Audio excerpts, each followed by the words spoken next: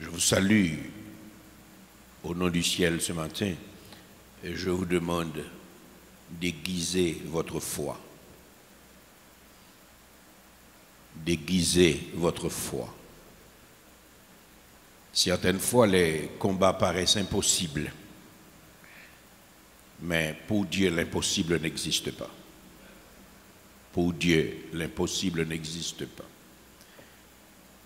Il est incompréhensible comment Moïse a pu remporter la guerre, la première guerre livrée dans le désert, en face de Amalek qui était un guerrier éprouvé et qui avait une armée professionnelle.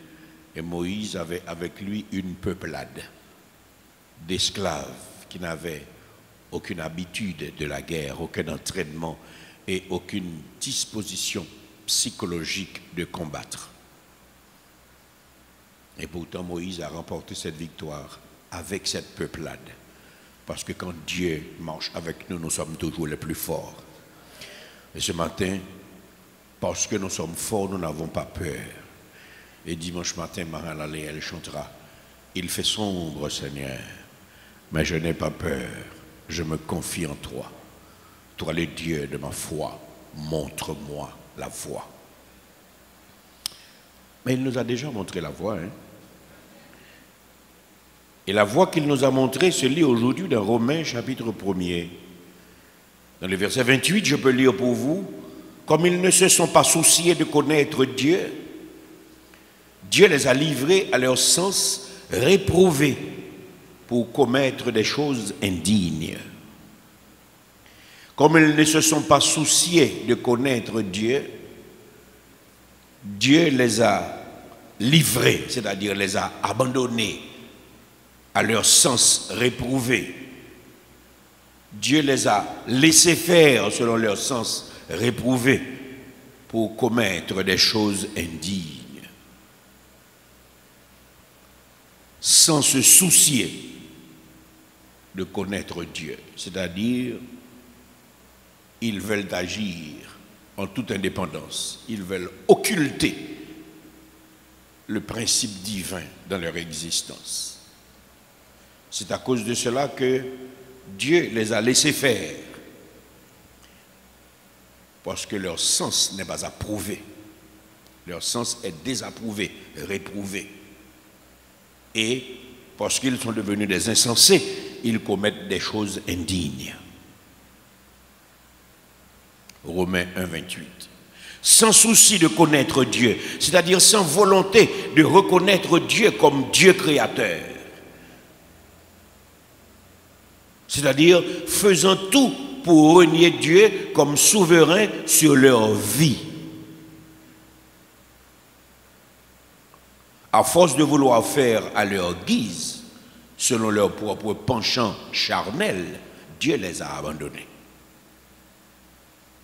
Voilà ce que dit la parole de Dieu. Dieu les a livrés à leur sens réprouvé. Dieu les a abandonnés dans leur insouciance, dans leur inconscience consciente. Saisissez ça, oui? Dieu les a abandonnés dans leur inconscience consciente. Au lieu de reconnaître et d'accepter le principe de la création, ils ont inventé la théorie de l'évolution. Cette théorie n'a aucune preuve majeure qui pourrait obliger un homme rationnel à marcher dans cette direction. La seule chose que l'homme a toujours cherché, c'est éliminer la notion de Dieu dans l'existence humaine. C'est ce qu'ils ont toujours cherché, éliminer la notion de Dieu dans l'existence humaine. Pourquoi? Parce que si l'homme reconnaît l'existence de Dieu, il sera obligé de se sentir moralement responsable devant Dieu. Il faut éliminer ce Dieu, il faut occulter ce Dieu dans notre esprit, parce que si nous le reconnaissons, nous lui serons redevables. Comme qu'on le veuille ou non, Dieu est la source et la fin de tout être créé, y compris les humains. Étant détaché de sa source, l'homme sans Dieu est devenu indigne, vivant en deçà de toute humanité. L'homme sans Dieu, dans son indignité, mes bien-aimés, peut descendre plus bas que l'instinct, faisant ce que même les bêtes ne font pas. L'homme sans Dieu peut descendre plus bas que l'instinct, faisant ce que même les bêtes ne font pas.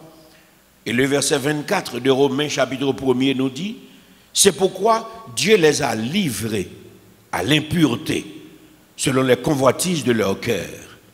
Ainsi, ils déshonorent eux-mêmes leur propre corps. Voilà le code avec lequel ils veulent lier Haïti. Ils déshonorent leur propre corps. Ils ne le font pas par ignorance. Le verset 32 va nous dire, bien qu'ils connaissent la volonté de Dieu, non seulement ils les font, ces choses, mais ils approuvent aussi ceux qui les font. Donc ils sont inexcusables. Voici la parole de Dieu. Les responsables politiques d'Haïti ont publié ce début de juillet 2020 un nouveau code de loi visant à régir la justice du pays pour des années à venir. À noter que le code abrogé a régi ce pays pendant 190 ans, de 1830 à aujourd'hui. Ça fait 190 ans. En d'autres termes, ce nouveau code va diriger le pays pendant beaucoup de générations à venir. Ce code prévoit, tenez-vous bien, la légalisation de l'homosexualité masculine et féminine. L'inceste, c'est-à-dire des parents, des cousins, des cousines peuvent coucher ensemble, il n'y a pas de problème. La pédophilie. Ce code libéralise aussi des activités sexuelles entre les humains et les animaux. Je me rappelle quand j'étais enfant, il y avait une boîte à Pétionville qui pratiquait ces choses. Le biblos. J'étais jeune adolescent quand François Duvalier a fermé le biblos. Et Duvalier était clair sur cette question. Les cinémas en plein air qui projetaient des films prostitués, on a dû fermer tous les drive-in parce que ce chef était moral et la moralité était un souci pour les autorités de l'époque. Et voilà, aujourd'hui, nous sommes en 2020. Ce code prévoit la légalisation de l'homosexualité masculine et féminine, l'inceste, la pédophilie, la libéralisation des activités sexuelles entre les animaux et les humains. Imaginez quel choc la nation a reçu. Depuis tellement longtemps, ce pays veut conserver encore quelques mœurs. Et nous nous battons pour ne pas être globalisés dans cette saleté. Après les manifestations violentes sans fin, pays loc pendant plus de 4 mois, le confinement avec la question du Covid-19 pendant 4 mois, voilà le pays se réveille en début de l'été avec un arrêté de cauchemar pour toutes les femmes et tous les hommes de bon sens. Notre pays, déjà si pauvre et tellement démuni, à cause d'une dictature totalement obscurantiste, tout brusquement légalise le sexe d'homme avec homme, femme avec femme, la libéralisation des rapports sexuels entre les enfants et entre les hommes et les bêtes. Et comme si la Déclaration universelle des droits humains était seulement au service du mal, des menaces de sanctions allant jusqu'à la prison sont proférées contre tout dirigeant d'église ou de culte qui refuse de célébrer un mariage contre nature. Sans tenir compte de la volonté de la majorité nationale, sans tenir compte des convictions morales ou religieuses des gens, sans tenir compte des luttes déjà menées par la nation haïtienne contre cette abomination, sans tenir compte du comportement digne de l'Afrique et de ses dirigeants qui affirment que chaque peuple est un peuple et qu'aucun peuple n'a le droit d'imposer ses cultures à un autre peuple. Voilà. Notre patrie, déjà trop affaiblie, doit se battre encore pour ne pas tomber dans ce niveau de dépravation. Aussi, de concert avec tous mes collègues pasteurs, dont l'intelligence est renouvelée, de concert avec le CEEH, la Fédération protestante d'Haïti et la conférence épiscopale, au nom de la sainte parole de Dieu qui transforme et qui change à salut, au nom de toutes les forces saines de la nation, je proclame: toutes les forces vives du pays doivent se lever et comme de fait se lèvent comme un seul homme pour dire non à cette abomination.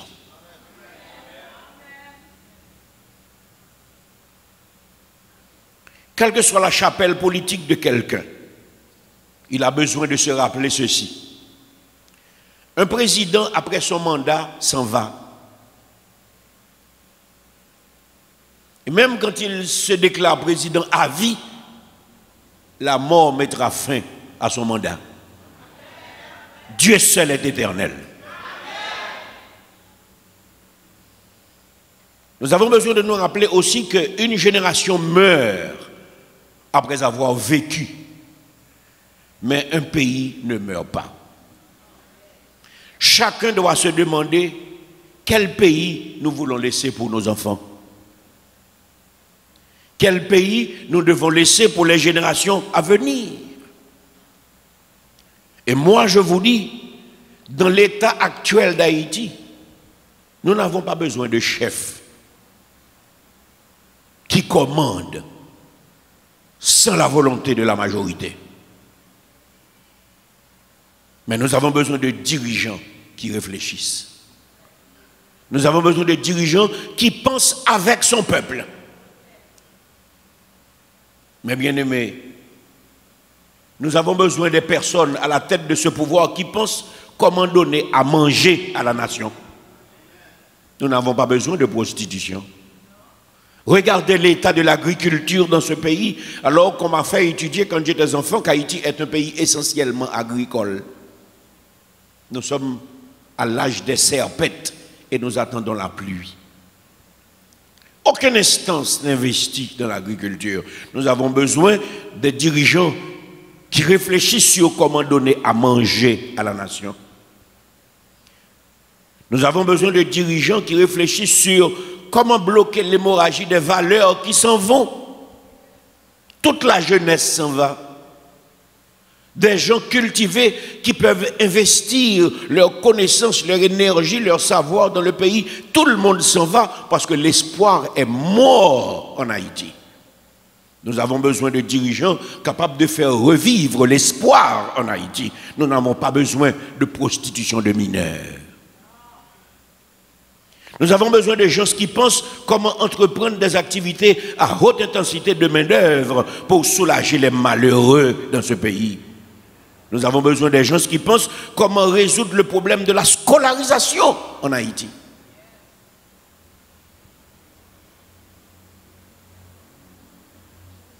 Nous avons besoin d'autorités qui pensent constamment sur l'absence d'infrastructures sanitaires. Regardez comment nous sommes humiliés. Des étrangers, depuis plus de 10 ans, sont en train de construire le plus grand hôpital de ce pays. Nous n'avons pas de dispensaire, nous n'avons pas de centre de santé. Le pays est livré à lui-même. Dans nos provinces, aujourd'hui encore, c'est sur des portes ou sur des chaises qu'on emmène et des malades pour trouver quelqu'un qui puisse faire une injection. Et parfois, c'est chez les Ougans qu'on les emmène parce qu'il n'y a même pas de médecin. Les Ougans, dans beaucoup de places, sont devenus des nécessités médicales. Nous avons besoin des gens qui pensent pays aujourd'hui. Comment résoudre le problème de l'eau potable? Mes amis, même de l'eau. Ce que j'aime, c'est qu'on paye, mais il n'y a pas d'eau. Et ça ne dérange personne. Quand j'étais enfant, on parlait de CAMEP.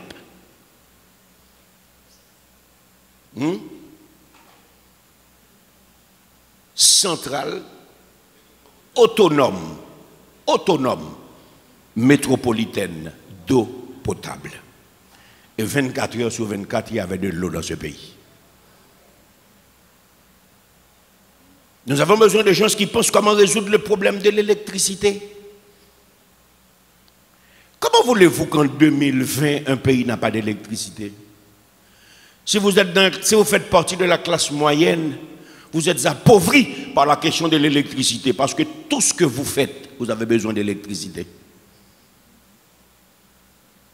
Et le commerce des panneaux solaires, des batteries, des inverteurs, le commerce, même la BRH, mes amis, fait des publicités pour ceux qui ont besoin de prêts pour acheter les matériels pour l'électricité privée. L'institution de l'État qui doit donner l'électricité demande aux gens de venir prêter de l'argent pour acheter des panneaux. Il n'y a aucune honte dans ce pays. Un scandale fait place à un autre scandale. Personne n'est dérangé. Nous avons besoin d'autorités qui pensent comment résoudre le problème de l'impunité, comment résoudre le problème de l'insécurité, comment résoudre le problème de l'injustice sociale qui sévit dans ce pays. Chaque personne qui a une compétence a peur, chaque personne qui a une situation économique a peur. On vous voit venir dans une voiture, on pense que vous êtes un voleur parce que c'est seul le vol qui donne des résultats dans ce pays. Moi, je suis indigné chaque fois qu'on me voit dans une voiture, mais oh oui, mais oh oui. Et quand je passe à ces 50 ans de travail sans relâche que j'ai fait, et celui-là qui me voit dans la rue me confond avec n'importe qui pour dire, mais oh oui, je suis indigné et diminué. Et aujourd'hui, c'est avec beaucoup de lourdeur que je parle de moi comme un Haïtien, parce que j'ai honte de ce qui me représente. Et c'est le cas pour tout homme, pour toute femme, même si vous avez peur de les déclarer. Allez à l'étranger pour voir des gens qui parlent un anglais, tout le monde les identifie comme des étrangers. Ils préfèrent vous dire qu'ils sont des Jamaïcains ou des Brésiliens. Ils refusent de dire qu'ils sont des Haïtiens. Ils ont honte. Mais ce n'est pas ce pays qu'on avait avant. On était fiers d'être haïtiens. C'était grand d'être haïtien. Dans la Caraïbe comme dans le reste du monde, un haïtien était un objet de fierté. Aujourd'hui, qu'est-ce que nous sommes devenus? Nous avons besoin de dirigeants qui pensent sur la question de la population grandissante des enfants de rue. Qu'est-ce que nous allons faire avec cette armée de délinquants?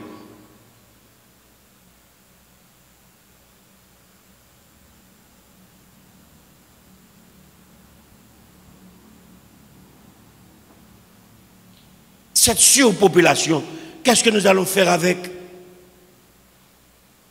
Qu'est-ce que nous allons faire avec la vie infrahumaine dans les cités? Si quelqu'un veut être autorité en Haïti, il a du pain sur la planche. Il y a tellement à faire qu'on devrait peur de devenir président dans ce pays. Qu'on devrait avoir peur de devenir chef d'État.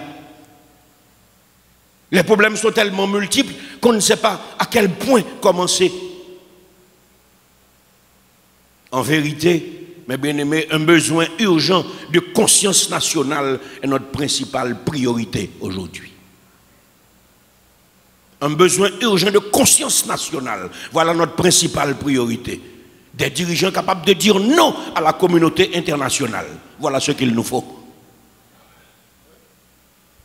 Ces pays de l'Europe, de l'Ouest et du Nord qui sont entrés dans ces pratiques, les gens des États-Unis qui, eux, sont des Européens installés en Amérique après avoir exterminé les Amérindiens, sont des gens de l'Occident avec les mêmes tendances européennes. Ils ont déjà résolu des problèmes socio-économiques et politiques de leur pays. Il est révoltant de pousser des peuples contre leur gré, leurs mœurs et leur culture à entrer dans ces orgies qui détruisent toutes les valeurs morales de l'humanité. Aussi, l'Église, en tant que bannière morale de la nation, s'oppose formellement et énergiquement contre cette dérive. Ce code infernal va détruire tout ce qui nous reste de dignité et d'humanité, sans tenir compte de chapelles. Toutes les confessions, catholiques, protestantes ou vaudous, devraient se lever pour sauver notre pays. La troisième chose que je veux vous dire, c'est que nous vivons déjà un temps fragile. Vous le constatez avec moi, des assassinats se multiplient dans le pays. Nous savons que ces pouvoirs politiques injustes et incapables de supporter la dialectique et la raison règlent leur compte par l'assassinat. J'ai déjà reçu beaucoup de visites, beaucoup d'appels qui me disent de faire attention parce que je marche sur un terrain fragile. Mais vous savez ce que ma Bible me dit dans 1 Corinthiens chapitre 9 verset 16? Si j'annonce l'évangile, ce n'est pas pour moi un sujet de gloire, car la nécessité m'en est imposée, et malheur à moi si je n'annonce pas l'évangile. Et que dit l'évangile dans la situation qui prévaut en Haïti relative à ce code pénal? Nous le lisons dans Romains chapitre 1er verset 28, où la Bible dit: comme ils ne se sont pas souciés de connaître Dieu, Dieu les a livrés à leur sens réprouvé pour commettre des choses indignes. Que nous dit la Bible dans Romains chapitre 1er verset 32? La Bible dit: et bien qu'ils connaissent le jugement de Dieu, déclarant dignes de mort ceux qui commettent de telles choses, non seulement ils les font, mais encore ils approuvent ceux qui les font. En d'autres termes, selon Romains 1, 32, il ne s'agit pas de simple ignorance, mais de rébellion caractérisée. Que nous dit la parole de Dieu? Nous le lisons dans Lévitique chapitre 18, et je vous demande d'aller avec moi. Dans Lévitique chapitre 18. Venez prendre pour moi, s'il vous plaît. Dans Lévitique chapitre 18, dans le verset 6, si vous trouvez, lisez avec moi. Nul de vous ne s'approchera pas de sa parente pour découvrir sa nudité. Je suis l'Éternel. Voici ce que dit la parole de Dieu. Si vous voulez coucher avec votre cousine, si vous voulez coucher avec votre cousin, la Bible dit non. Pourquoi? Parce que vous risquez d'avoir des enfants mongols, vous risquez d'avoir des retardés mentaux, vous risquez d'avoir des enfants malades. Non seulement c'est une sanité devant Dieu, mais il y a aussi des risques pathologiques. Entendez la parole de Dieu et souvenez-vous de cette parole qui dit « Mieux vaut obéir à Dieu plutôt qu'aux hommes ». C'est ce que Pierre avait déclaré. Verset 6. « Nul de vous ne s'approchera pas de sa parente pour découvrir sa nudité. Je suis l'Éternel. » Dans les versets 22 et 23 de Lévitique chapitre 18, nous lisons « Tu ne coucheras point avec un homme comme on couche avec une femme. » C'est une abomination. Lisez ça avec moi, s'il vous plaît.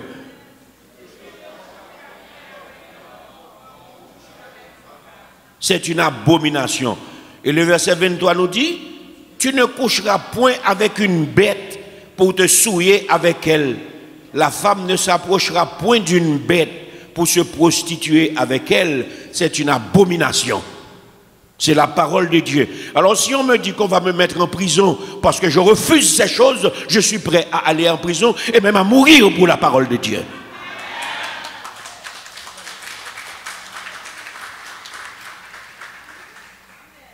Dans le verset 26, qu'est-ce que je lis? La parole dit, vous observerez donc mes lois et mes ordonnances et vous ne commettrez aucune de ces abominations. ni l'indigène, ni l'étranger qui séjourne au milieu de vous. En d'autres termes, non seulement on n'est pas prêt à accepter ces choses au nom de la parole de Dieu, mais les étrangers qui sont dans ce pays ne sont pas permis de réaliser ces choses. Parce que nous avons notre pays.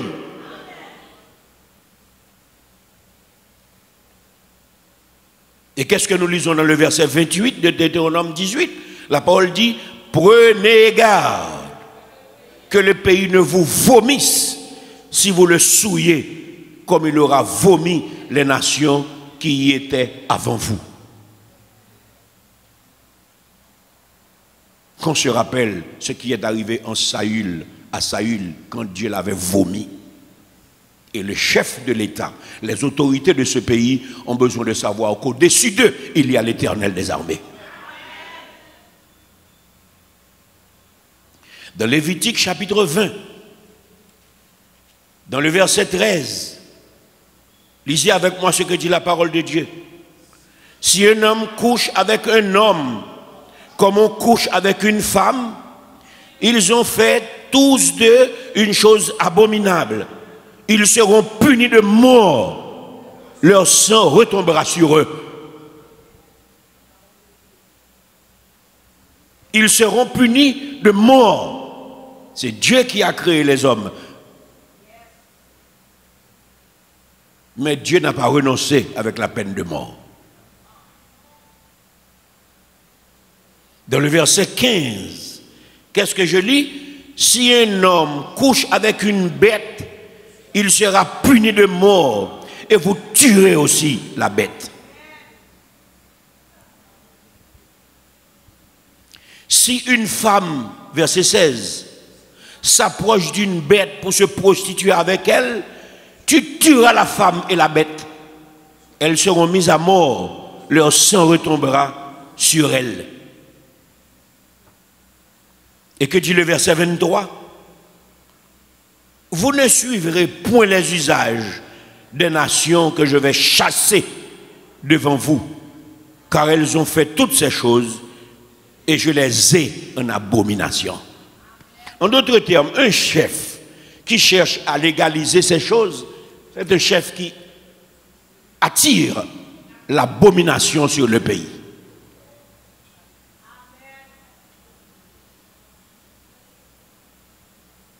Nous nous mettons à côté de Dieu, ma bien-aimée. Nous nous mettons avec la parole de Dieu, ma bien-aimée. Mieux vaut mourir saint que de vivre dans les saletés spirituelles. Nous déclarons non à ces choses.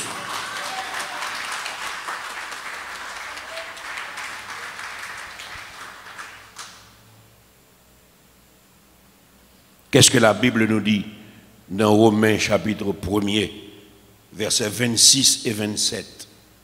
Allez regarder avec moi ce que la Bible dit dans Romains chapitre 1er, versets 26 et 27. Nous pouvons lire à cause de ces choses.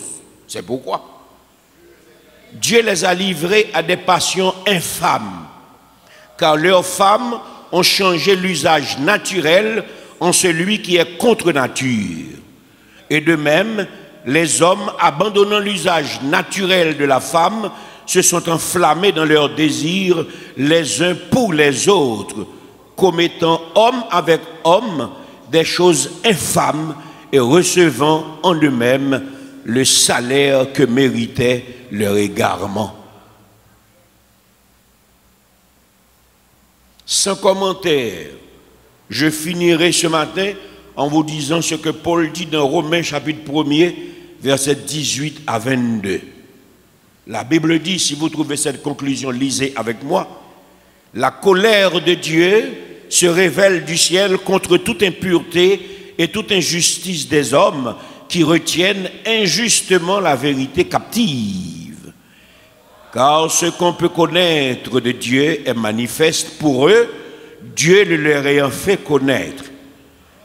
En effet, les perfections invisibles de Dieu, sa puissance éternelle et sa divinité se voient comme à l'œil nu depuis la création du monde quand on les considère dans ses ouvrages. Ils sont donc inexcusables, Car ayant connu Dieu, ils n'ont point glorifié comme Dieu et ne lui ont point rendu grâce, mais ils se sont égarés dans leurs pensées et leur cœur sans intelligence a été plongé dans l'égarement. Se vantant d'être sages, ils sont devenus fous. Au nom du ciel, je vous le dis, ne suivez pas leur folie. Que Dieu vous bénisse.